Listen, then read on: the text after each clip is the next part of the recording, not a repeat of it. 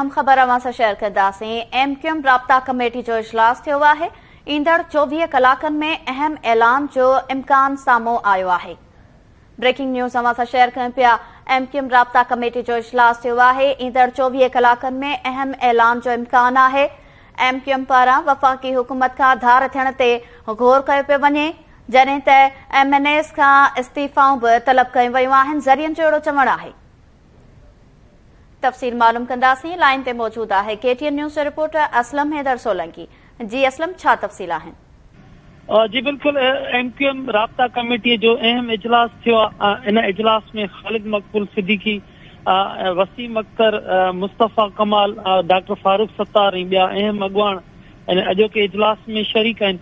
हिन इजलास में इहे ज़रियनि जो चवणु आहे त इहो फ़ैसिलो कयो आहे त वफ़ाक़ी हुकूमत खां बि ईंदड़ 24 कलाकनि में अहम ऐलान मुतवक़ो आहे, इम्कान आहिनि। ज़रियनि जो चवणु आहे त उन खां बि MQM अहिड़ो फ़ैसिलो करे सघे थी धार थियण जो। छो जो MQM कुझु ॾींहंनि खां वठी मकानी चूंडनि जे हवाले सां सख़्तु नाराज़ आहे ऐं उनजे करे हुननि कल्ह बि जेको सख़्तु एहतिजाज रिकॉर्ड करायो, जंहिंखां पोइ पीपल्स पार्टीअ पारां सिंध हुकूमत पारां अहिड़ो फ़ैसिलो कयो वियो त मकानी चूंडूं न थींदियूं।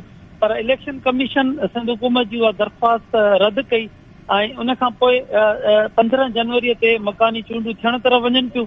उन हवाले सां हिकु प्रेस कॉन्फ्रेंस पिणु अॼु थी, जंहिंमें सख़्तु एतिराज़ वारिया विया हुआ। ख़ासि तौर ते फ़रोग़ नसीम बैरिस्टर, उन पारां चयो वियो त के बि इख़्तियार न आहिनि इलेक्शन कमीशन वटि जो हू सिंध हुकूमत जे नोटिफिकेशन वापसि वठण वारी दरख़्वास्त खे रद्द करे सघे। उन हवाले सां MQM ऐं वफ़ाक़ी हुकूमत विच में इहे इख़्तिलाफ़ात साम्हूं आया आहिनि ऐं MQM उन हवाले सां नाराज़ पिणु आहे।